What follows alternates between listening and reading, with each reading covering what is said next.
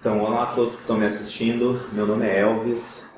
Não vou falar muito sobre a minha carreira aí, porque está lá no site, daí vocês pesquisam, e vou direto ao assunto, né? Então, eu sou da segurança da informação e trabalho também com programação.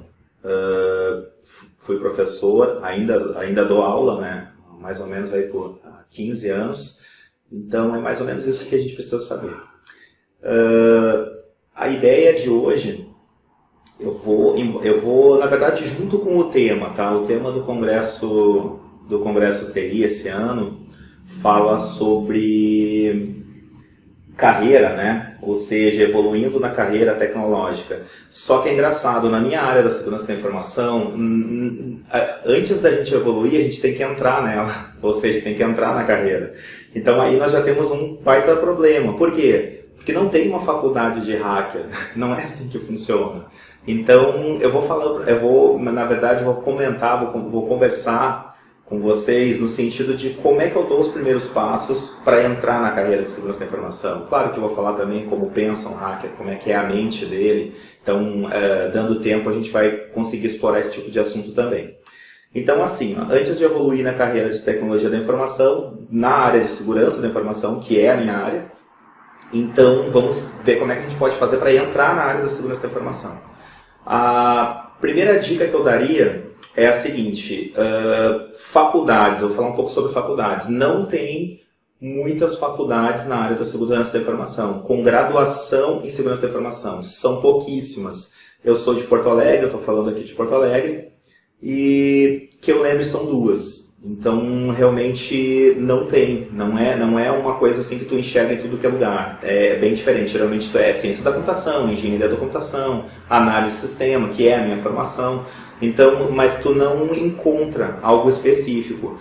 Existem também pós-graduação, e é engraçado, parece que tem mais pós-graduação na área de segurança da informação que a própria graduação. Então, sim, existe pós-graduação em segurança da informação ou gestão em segurança da informação. Então, pensando assim em graduações, em faculdade, seria mais ou menos isso. Existe existe graduação, né, em segurança da informação, existe pós-graduação em segurança da informação. A ideia, às vezes, de muitos especialistas na área e a carreira deles, às vezes, se resumiu até na pós, ou seja, ele entrou, fez, de repente, análise de sistema, né, e depois fez uma pós-graduação na segurança da informação. Tem a ver uma coisa com a outra? Tem, porque na verdade em análise ou em ciências da computação tu tem programação, e o ideal fosse que o cara que trabalha com segurança da informação também tenha noção de programação. Então, nesse sentido, sim, é super importante ter programação também, mas eu vou falando aos pouquinhos. Então vamos lá, graduação são poucas, tem, então tu tem que ir atrás.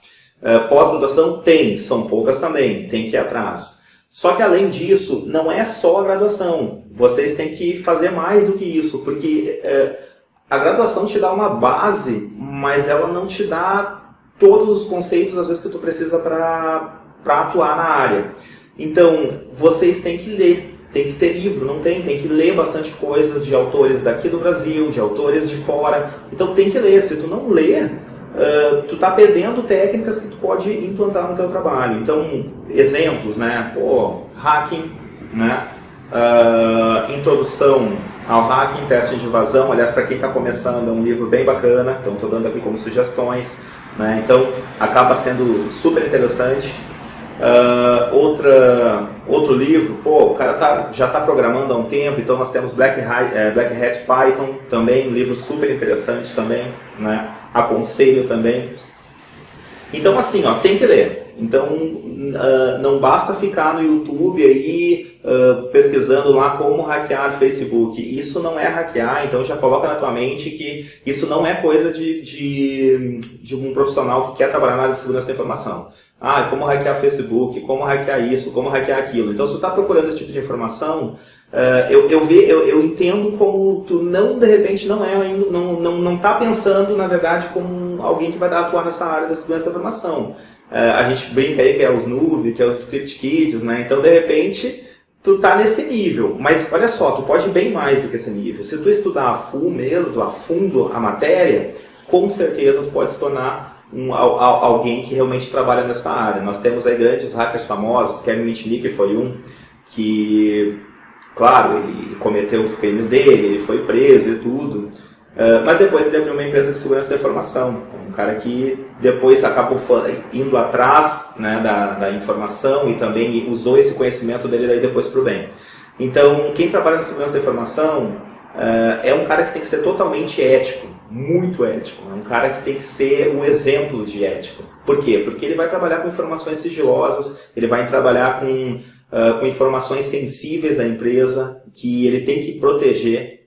Então é muito importante que esse cara tenha uns princípios de ética e moral bem afinados, muito afinados, ok? Além de além de ler livros, tem outras coisas que você tem que fazer. Tá, por exemplo, o quê? Não sei, né, se quem está me assistindo gosta de Linux ou não, né? Eu sou suspeito para falar, estou com a tatuagem do Debian aqui, então eu sou bem suspeito para falar. Mas assim, tem que, não é uma questão de gostar, é uma questão de que a maioria, 95% dos profissionais que trabalham em segurança da informação trabalham com Linux. Porque lá estão as ferramentas, geralmente as ferramentas dos hackers, né, surgem lá.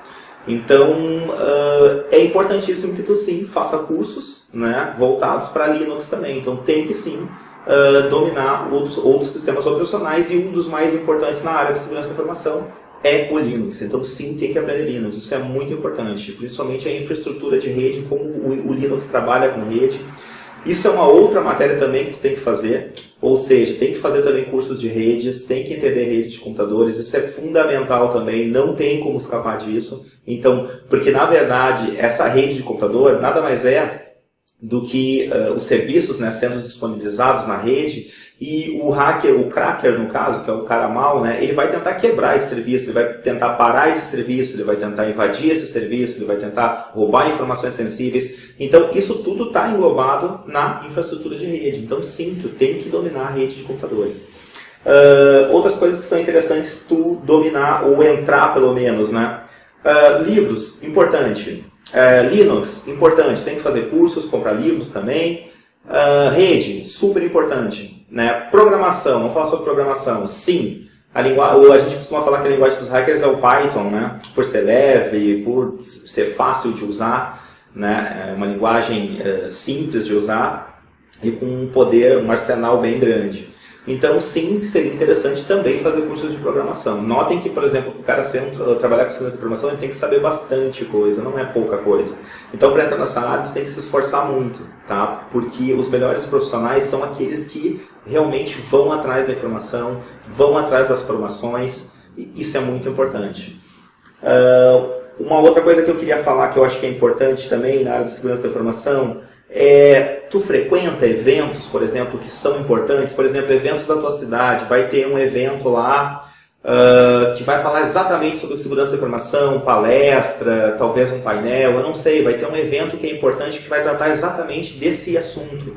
Então vai lá, prestigia o evento, conheça pessoas, aumenta o teu network, né? Aumenta a tua rede de contatos, isso é muito importante. Tu vai estar exatamente no meio dos caras que sabem muito, né? Os caras que estão palestrando, os caras que estão trazendo informações para ti que vão ser úteis.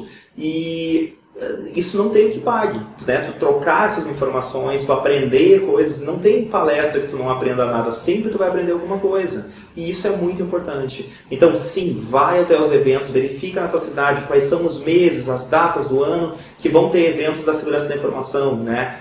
Isso vai ser muito legal para ti. Então tem que ir atrás, tá? Digo também que na internet tem muito material errado e tem muito material bom. Então sim, tem que de repente se cadastrar ou em fóruns, né, de segurança da informação que são legais para te trocar informação com essas pessoas também. Tem blogs muito bacanas na área. Hoje em dia, claro, utilizando as redes sociais, aí dentro do Facebook tem alguns grupos bacanas, tem grupos no Telegram. Então, assim, tu tem que buscar também essa interatividade através da internet. Então, tem muito conteúdo. YouTube também tem conteúdo, né? E tu tem que ir atrás dessas informações. Tem que, às vezes, se cadastrar em sites de notícias, né? Nós temos Hacker News, se eu não me engano, que estão sempre colocando notícias lá sobre a área de segurança. É muito bacana, aconselho o pessoal tá lá seguindo e tudo. Então, é ir atrás o tempo todo de informação. É isso, a carreira de segurança da informação exige que tu esteja o tempo todo buscando informação. E buscar essa informação é como eu falei, tem muitos meios para te buscar essa informação. Pode ser através de um livro, pode ser através de sites, de blogs, de fóruns e por aí vai. Então tem que ir atrás dessa informação, muito importante. Como é que é ser... às vezes o pessoal me pergunta assim, como é que é trabalhar dentro da segurança da informação? Né? Como é que tu está lá dentro, tentando proteger informações de uma empresa? Como funciona isso? Bom, primeiro, número 1, é dificílimo. E eu já vou dizer por quê.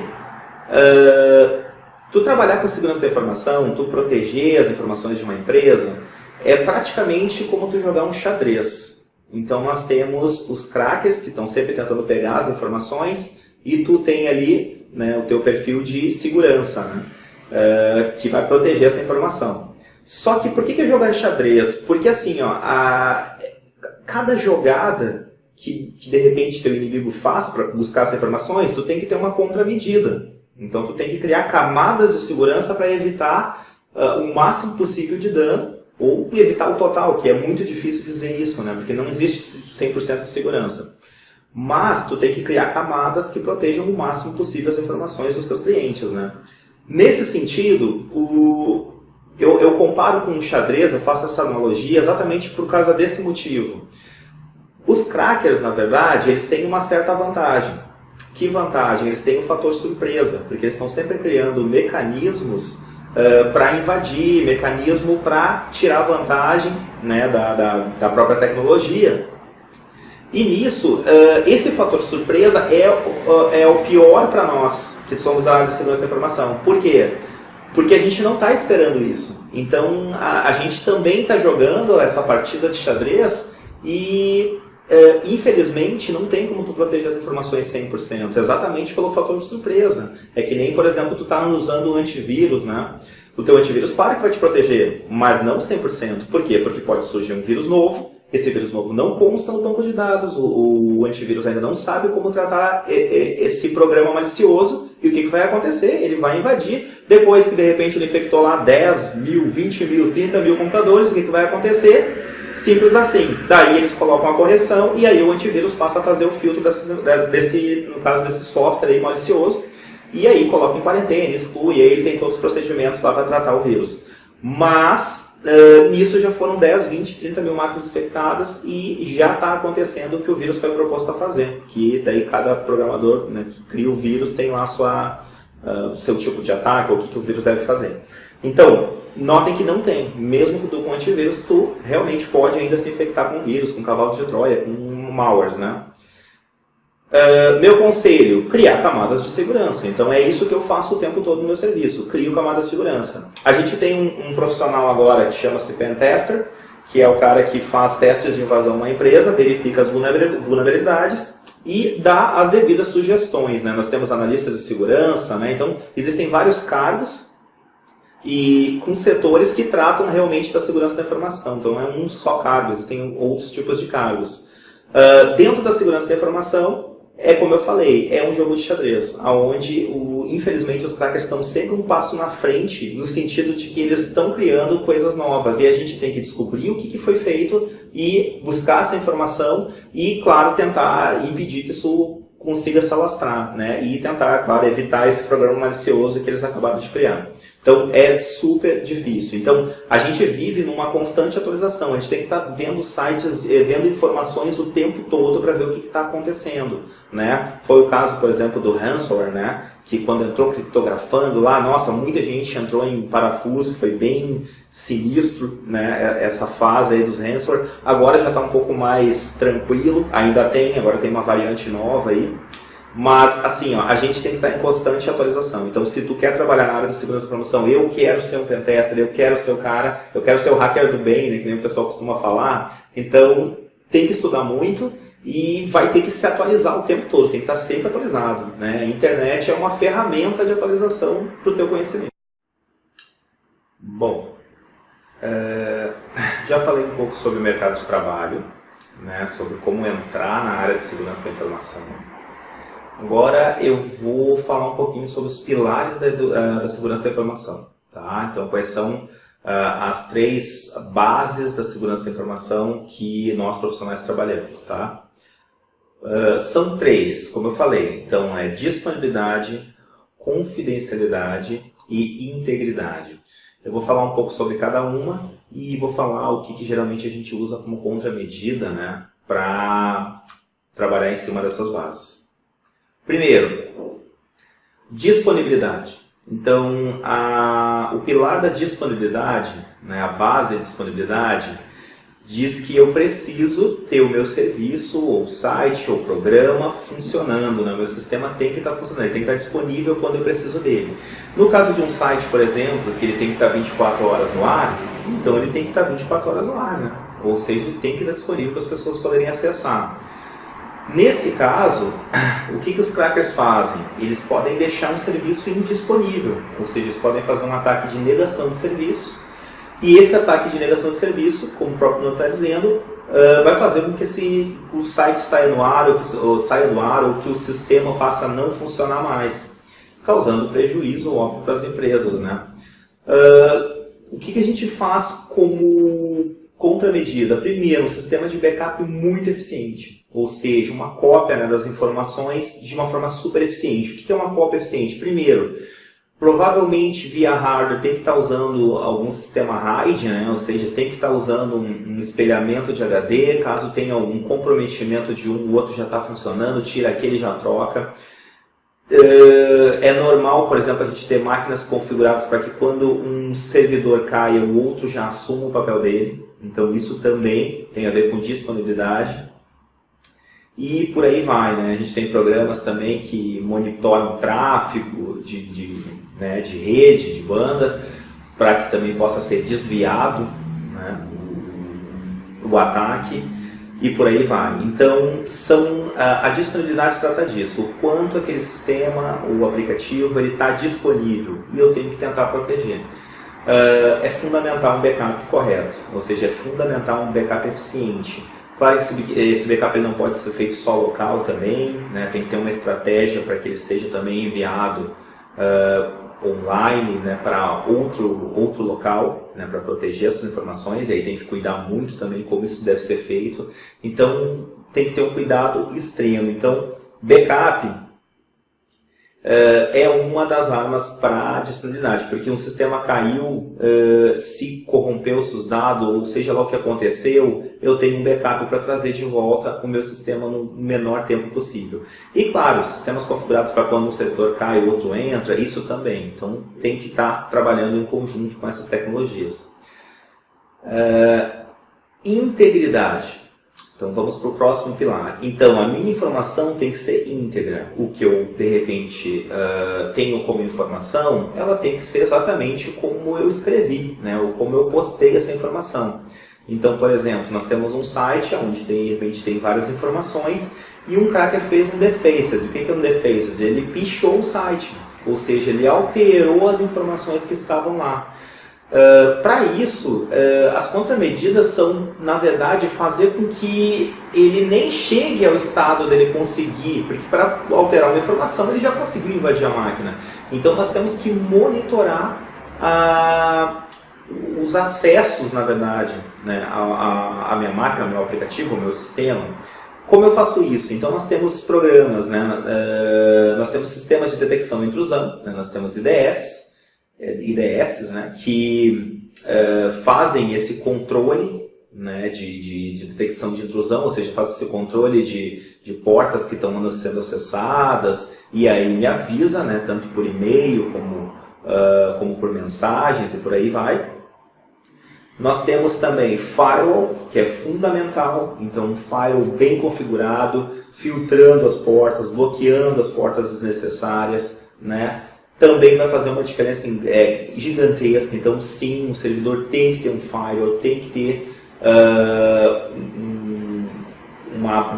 como eu posso dizer, uma plataforma de segurança. Essa plataforma de segurança envolve um IDS, envolve um firewall.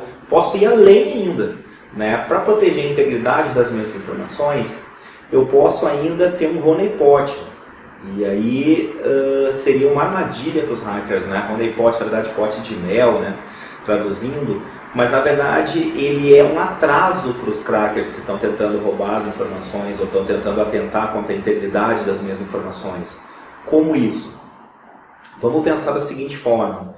O honeypot é uma armadilha. Então, por exemplo, eu tenho computadores, eu posso fazer um honeypot físico, onde eu tenho computadores que têm a função, na verdade, só de distrair o cracker. Ou seja, ele vai entrar, ele vai achar que está roubando informações, que está pegando, que conseguiu invadir minha máquina, mas na verdade ele não conseguiu. Ele está em máquinas falsas, na verdade máquinas verdadeiras, mas com serviços falsos, né? E ele não consegue obter êxito. Só que nisso ele está perdendo tempo, porque ele poderia estar realmente invadindo as máquinas reais. E ele está sendo monitorado, porque é lá que eu estou, de repente, pegando ele, ou seja, criando essa armadilha para ele, para mim poder, de repente, ir atrás. Honeypots também podem ser lógicos, né, não físicos, e sim através de programas. Então, por exemplo, eu tenho serviços, na verdade, falsos, que são disponibilizados como se fossem verdadeiros. O hacker também cai nessa, acessa esses serviços, né, pode ser um FTP, pode ser um SSH, e aí automaticamente ele também é monitorado e eu vou receber os avisos que ele está tentando fazer a invasão. Então essas são algumas formas aí da gente poder proteger as informações, né? Baseado no segundo pilar. Na verdade não baseado no segundo pilar, mas ele é uma proteção, essas contramedidas que eu disse são uma proteção geral, né? É uma coisa que protege em geral. Vamos para o terceiro pilar, confidencialidade. Então, eu tenho uma informação que está no lado A e eu preciso passar até o lado B. Então, a minha informação do lado A, que vai até o lado B, ela é confidencial só para os dois. Ou seja, essa pessoa sabe e essa pessoa vai saber. Agora, eu não posso ter outras pessoas no meio sabendo. Então, foi atentado contra a confidencialidade. Ou seja, não é mais confidencial. Isso era confidencial do lado A ao lado B. O que acontece é que, por exemplo, um ataque bem famoso, mostrado até em séries como o Mr. Robot, né, para quem está acompanhando, que é o ataque Man in the Middle. O ataque Man in the Middle é um ataque homem do meio, né, como o próprio nome diz. Então eu tenho uma ponta A que vai até a ponta B, só que no meio tem um cara C ali. Ou seja, as informações trafegam até ele, ele reencaminha essas informações, mas nisso ele já capturou as informações que ele achava que era necessário. Mas como eu vou fazer para impedir um ataque Man in the Middle? E como eu vou poder manter as minhas informações confidenciais? Então, quais são as medidas que a gente toma da área de segurança da informação? Uma das medidas, é claro, é criptografia. Não tem como. Tem que ser criptografia. Ou seja, a criptografia, na verdade, é uma área que trabalha com isso, com embaralhamento, né, das informações de uma forma que elas fiquem ilegíveis para quem está pegando, olhando, tentando ler essas informações. Ou seja, ele não consegue ler essas informações, visualizar essas informações. Então, por exemplo, claro que se tu vai ter uma comunicação de uma empresa a outra, de uma ponta A à ponta B, as informações deveriam navegar criptografada. Para isso nós temos aí VPNs, né? O Linux usa OpenVPN, né? Então seria uma das soluções, sempre navegar criptografado, tá? E isso é importante, as informações mais sensíveis têm que se navegar criptografada. Acessos remotos criptografados, como o SSH. Então, essas são algumas medidas aí. E, claro, soma-se todas as medidas, IDS, honeypot, tudo, criam camadas de proteção cada vez melhores. Outra medida, a gente chama de hardening. O que seria o hardening? Hardening, na verdade, seria eu observar o meu sistema, né? E criar camadas de proteção baseado nesse sistema. Então, por exemplo, vamos fazer um hardening em Linux. Então, eu vou olhar todo o sistema Linux e vou ver todos os possíveis problemas que podem gerar, né, esse meu sistema. Por exemplo, quais serviços que estão abertos são desnecessários, eu não precisaria ter esses serviços funcionando ou abertos, né, portas de comunicação que estão abertas, que é por padrão, senhas padrão, e por aí vai. Então é eu fazer todo um check-up, na verdade, do meu sistema e tomar as medidas possíveis para minimizar os problemas. Eu vou dar um outro exemplo.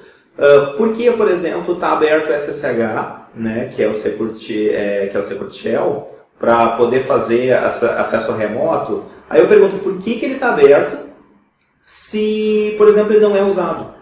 numa lógica, então ele tem que estar desativado, então é simples. Então, desativa, então serviços que não estão sendo utilizados não podem, na verdade, ser utilizados e eles não têm que estar ativos, simples.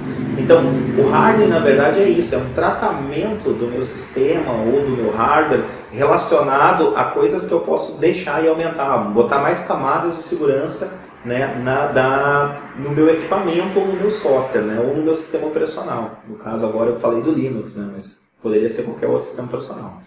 Ok, por exemplo, em hardware, poxa, se é um servidor eu posso ter câmeras voltado para ele, eu posso ter, por exemplo, sistema de biometria para chegar até o servidor e por aí vai. Então são várias medidas que tu pode tomar para proteger, para deixar cada vez mais difícil o acesso a essas informações e dificultar a vida do hacker. Basicamente é assim que a gente trabalha. Uma outra informação que é importante, e eu acho que é uma das maiores falhas, é engraçado, né? A maior falha das empresas, às vezes elas vêm de dentro. Por que de dentro? Pessoas mal intencionadas, ex-funcionários mal intencionados.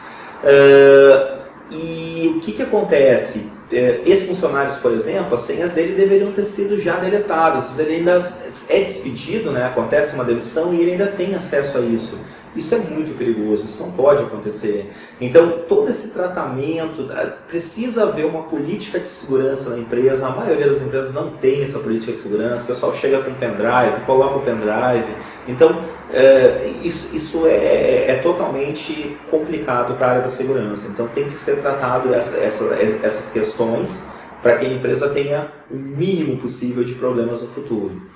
Uma das áreas que trata um pouco disso, dessa parte humana, né, da segurança da informação, é a engenharia social. Então, a engenharia social, nossa, ela é, tipo assim, como é que eu posso dizer? Vou usar aqui palavras sinistras, sei lá, não sei, mas ela é um dos fatores complicadíssimos, assim, da área da segurança da informação. Porque muitas pessoas se deixam influenciar pela segurança da informação. Pela engenharia social, desculpa. Mas olha só, eu vou aproveitar o gancho e vou tentar explicar um pouco para vocês como é que funciona a mente de um hacker, para vocês tentarem entender da onde vem a engenharia social, como ela funciona. O que vocês estão vendo agora, vocês estão vendo uma pessoa de chapéu na frente de vocês, com alguns livros, com um bonequinho, ok, é isso que vocês estão visualizando agora, né? Só que assim, se eu estivesse vendo a mesma cena, eu não estaria vendo a mesma coisa, eu estaria vendo possibilidades de hackear. Deve pensar assim, como? Eu não entendo. Aonde? Como eu vou conseguir te hackear só olhando isso? Prestem atenção. Vocês estão vendo que eu estou usando aliança. Concordam? Se vocês estão vendo que eu estou usando aliança, significa que eu tenho uma namorada. E talvez ela não seja da área da tecnologia, e ela seja o elo mais fraco, e então, de repente, ela seja a ponte de ligação para me hackear. Ou seja, alguém poderia hackear ela, e através dela conseguir informações minhas, mais informações minhas ainda, para poder me hackear. Vamos dar um outro exemplo? Vamos um pouquinho além, vamos lá. Não tem um bonequinho aqui, Vanderlei Silva, grande lutador de UFC. Isso leva a crer que, por que alguém botaria um bonequinho do UFC na mesa? Claro que esse cara deve gostar de luta, ou deve praticar arte marcial, ou deve gostar, né, do UFC, deve acompanhar. Então, isso é mais uma informação. E se vocês mandarem um link com notícias sobre o UFC, sobre as lutas, vídeos ou coisas assim, e eu clico e é um cavalo de Troia, né? E aí vocês têm acesso remoto ao meu computador. Entenderam? E isso é só observando as coisas. É isso, o hacker olha, ele observa, a mente dele vai sempre além. E ele precisa de informações. Esqueçam o cara lá que fica parado lá teclando que nem um louco tentando, deixa eu descobrir a senha num quarto escuro aqui, da onde? Isso não existe, pessoal. Na verdade, a gente busca um monte de informações, a gente pega essas informações e daí o que acontece? Essas informações vão me dar base para saber qual o programa que eu posso usar para usar melhor essas informações, e aí eu vou saber como realmente eu vou atacar. Mas eu preciso de informações antes. Quer ver um exemplo? Existe uma técnica chamada Google Hacking, né, que foi apresentada no DEF CON.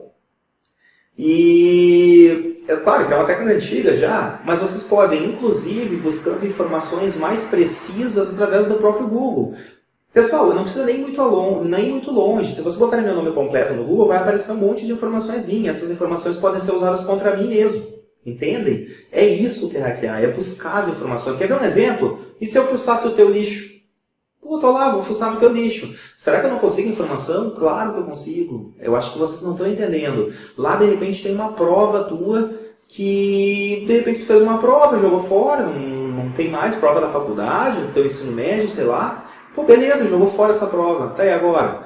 Essa prova tem teu nome, essa prova tem a tua turma, tem tudo que tu estuda, tem a escola que tu estuda. Olha só, isso é informação.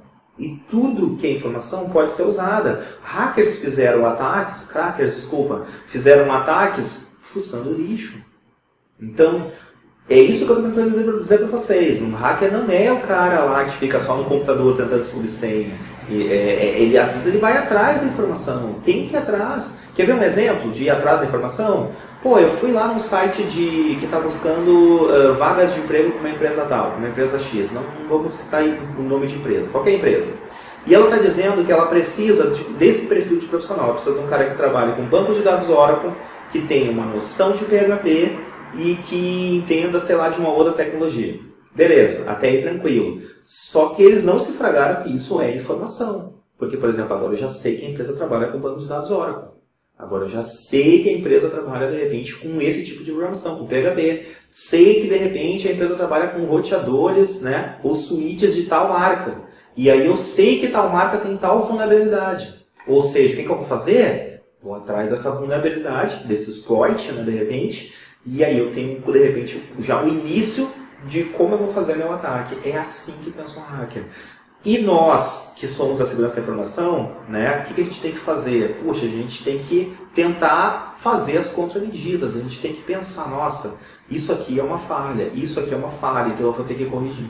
Então eu vou ter que colocar mais medidas de segurança para que isso aqui fique mais protegido. É assim, essa é a nossa área. Então a gente tem que estar o tempo todo se atualizando e buscando informação para poder evitar esse tipo de ataque. É super complicado, é difícil, mas é uma área que fascina muito.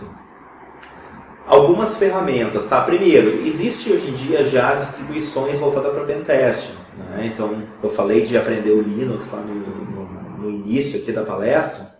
E sim, Kali Linux, né, que ele vem do Backtrack, era a antiga Backtrack, agora virou Kali Linux. É uma distribuição que vem com mais de 300 ferramentas. Não estou fazendo o comercial dela porque existe outras distribuições voltadas para pentest também. E aí vocês podem ir lá procurar distribuições pentest, lá no Google vai ter muita informação, ou qualquer outro site de busca que tu preferir.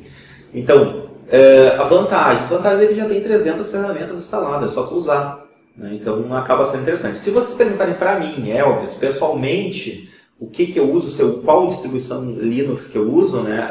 Ou então qual distribuição para pentest que eu uso o Debian puro, pessoal. Eu não uso distribuição Linux voltada para pentest. O que eu faço é, eu instalo o meu Debian e eu instalo todas as ferramentas que eu acho necessário usar para mim fazer meus testes de invasão. Então, eu não uso uma distribuição para isso, até porque são 300 ferramentas e eu não vou usar todas. Então, não tem por que eu ter uma distribuição dessa. Claro que para testes, sim, é muito legal. Então, eu tenho distribuição para testes, mas no meu computador mesmo, né, para o meu trabalho, geralmente eu uso um Debian puro. Mas convém a quem está iniciando já baixar pronto, porque você não precisa baixar programa nem nada, já está tudo lá, está tudo certinho, está tudo pronto. Muito legal, monta o teu laboratório. Tá, como é que eu vou montar meu laboratório para me fazer meus testes? Cara, tu vai precisar do VirtualBox, tu vai precisar do Unchained, tu vai precisar de máquinas virtuais. Então monta tudo em máquina virtual, isola essas máquinas virtuais e coloca em prática aí o que tu está aprendendo, o que tu viu em livros, o que tu viu em vídeos, o que tu viu em palestras, e aí tu pode testar, tá? Então tem que... máquinas virtuais é o caminho aí para te fazer meus testes. Lembrando que tem que isolar da internet essas máquinas virtuais, né, porque não quer informação vazando ou saindo dali, tá? Tranquilo. Vou falar de algumas ferramentas rapidamente aí. Nós temos então Wireshark, é um sniffer de rede. Aconselho todo mundo a dar uma olhada nessa ferramenta. Ela é super famosa, super conhecida, ela é de interface gráfica, fácil de usar, então bem bacana também. Outra ferramenta interessante é Nmap. O Nmap, né? O Nmap é muito importante também, é um scanning, né, de IPs e de portas, né? E ele consegue me dizer, por exemplo, se tem um filtro na porta, se tem um firewall naquela porta. Ele é muito legal. Ele tem uma tecnologia chamada NSE, que é Nmap Script Engine, que dá mais funcionalidades para ele. Por exemplo, eu posso usar o Nmap usando lá --script_vum e não lembro bem se é esse comando, mas eu acredito que é. E ele faz um scanning de vulnerabilidade, ou seja, ele pode servir como scanning de vulnerabilidade, ele vai me dizer também onde estão as minhas falhas lá. Então, olha só que interessante, ele pode fazer um ataque de negação de serviço? Pode, ele tem lá também alguns scripts para isso. Então, olha que legal, muitas coisas tu já pode testar, inclusive com o Nmap. Então, aconselho, tem livros só falando do Nmap, né? Ele é gigante também, tem muita informação, tem muitos itens, né? muitas coisas dentro do Nmap. Né? Ele não é só simplesmente um scanzinho, não, ele tem muita coisa lá. Metasploit. Pô, o Metasploit é super conhecido também. Ele é na verdade, ele é um sistema, né? Que gerencia exploits, né? O que são exploits? São programas, na verdade, que exploram falhas, né? E ele tem mais de 1000 e poucos, não sei até se não já não está 2000 exploits já, então ele tem lá um banco de dados com informações, com vários exploits, né? Que tu pode estar usando e fazendo teus testes também. Então isso é muito legal. Testa lá o Metasploit. Ele não é interface gráfica, mas ele tem também a sua uma versão lá de que tem interface gráfica lá, que o computadorzinho fica até com risquinho e tudo. Eu não uso, tá, pessoal, mas eu prefiro ir na mão e tudo, mas tem essa possibilidade. Inclusive o Nmap também tem a versão visual, que é o ZenMap. Então, para quem quiser também, eu não gosto de usar muito interface gráfica, né? Eu sou da antiga, né, pessoal? Então eu não uso interface gráfica. Mas tem as possibilidades aí. Outra ferramenta, sei lá, por exemplo, para quebra de senha offline, nós temos o John the Ripper, super consagrado. Quebra de senha online, Medusa, Hydra, né, que são ferramentas para quebra de senha. Né? Então, bacana, que usam dicionários ou por tentativa mesmo. Então, vale a pena olhar esse tipo de ferramenta também, muito importante. O que mais que a gente pode ver de ferramenta? Para SQL Injection, por exemplo, que é um ataque direto nos bancos de dados através de uma falha de programação. O programador não tratou, né, na verdade, as entradas de dados corretamente, e aí o cracker consegue invadir o banco de dados de uma empresa. SQL Map. SQL Map é uma que eu já usei, muito bacana. Funciona com formulários, funciona com sistemas. Olha, é uma ferramenta fantástica. Tem que olhar também, tem que ir lá verificar as opções que tem, mas é super tranquilo, mesmo por linha de comando, é super fácil de implementar também, de usar no caso, né? Então, falei um pouquinho das ferramentas, claro que tem mais, é difícil, não tem como falar de todas. Se só o Kali Linux tem 300 ferramentas, imagina quanto tempo eu precisaria para falar de 300 ferramentas, nem tem como. Uma coisa legal que tem no Kali Linux, tá, que já falando sobre distribuição, é que tem ferramentas lá também para perícia forense digital, isso é legal. Então tem ferramentas que tratam essa parte também de perícia forense digital. Então, é uma outra área da segurança da informação que talvez num próximo momento aí a gente possa conversar também, tá? É uma outra área da segurança da informação, que é depois que aconteceu o problema, ou seja, no caso de um teste de invasão, eu testo, na verdade, eu uso ferramentas para testar as vulnerabilidades da empresa, verifico as vulnerabilidades e passo as correções. Só que depois que já aconteceu um problema, entra a perícia forense digital, ou seja, entra os peritos que vão tentar descobrir e mitigar o problema, ou seja, eles vão verificar qual é o problema, quem fez o problema, vamos tentar rastrear quando que aconteceu, como ocorreu essa falha. Então, é a hora de caçar os crackers, né, nesse sentido, ou então pelo menos identificar o que foi o problema, até para que ele não volte mais a acontecer. Então, isso é a perícia forense digital, que pode ser tratada aí no futuro, aí, a gente pode estar voltando a conversar sobre isso. Então, a gente tratou primeiro um pouco da carreira, eu acho que é importante, e falando um pouco das ferramentas, falando um pouco da mente dos hackers, né, que eles não são só os caras que ficam tentando descobrir senha, tem, na verdade, ferramentas que auxiliam. Talvez um dia tu mesmo cria a tua própria ferramenta, né, eu acho que por isso a programação, por isso entender de programação, que eu acredito que é super interessante também. E basicamente a ideia de segurança da informação é trabalhar, como eu falei, na linha dos 3 pilares, que é confidencialidade, integridade e disponibilidade. Notem que para uma palestra eu falei muita coisa, eu falei muita informação. Vocês têm que absorver essa informação e saber que vocês têm que praticar essas informações, vocês têm que ir atrás agora dela. Tudo que eu falei, por exemplo, os programas, vai atrás, livros, vai atrás, eventos, vai atrás, pessoas que entendem do assunto, vai atrás. Então tem que ir atrás. Se tu quer ser um perito em segurança da informação, tu tem que ir atrás da informação o tempo todo e tem que estar atualizado, como eu disse. Volto a repetir, eu sei que é chato, mas não tem como fugir disso.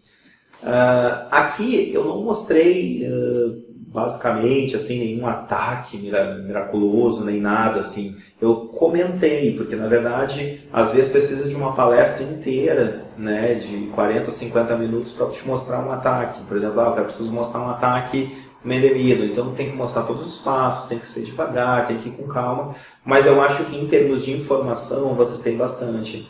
Ponto de saída, tu já tem agora, tem um ponto de início, eu saio daqui, agora eu já já entendo um pouco mais do universo de segurança da informação e agora acho que eu posso entrar nessa área, posso partir agora para buscar minha carreira. O que mais que eu poderia dizer? Eu acho que é mais ou menos isso, né? Acredito que eu trouxe bastante informação, né, para quem está assistindo.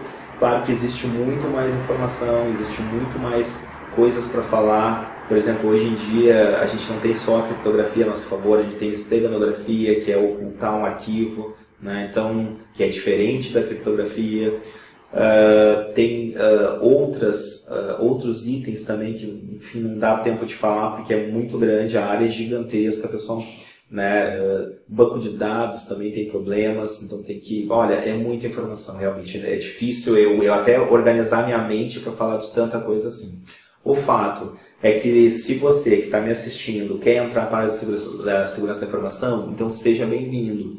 Lembre-se que você tem que ser ético, você tem que ter moral, né? E você tem que ter a atitude de uma pessoa do bem. Por quê? Porque você vai tratar com informações confidenciais, com informações sensíveis, né? E isso não pode vazar. Então tu tem que ser uma pessoa de um caráter impecável. Isso é muito importante. Então, mas no momento eu não sou assim, então se torne essa pessoa, porque daí sim tu vai ser um profissional requisitado pelas empresas, uma pessoa que vai receber bem, porque é uma área que paga bem, e é engraçado, é uma área que tem poucos profissionais, até pelo fato do que eu disse anteriormente, né? Não tem muitas faculdades, não tem muitas pós-graduação, então é complicado, tá?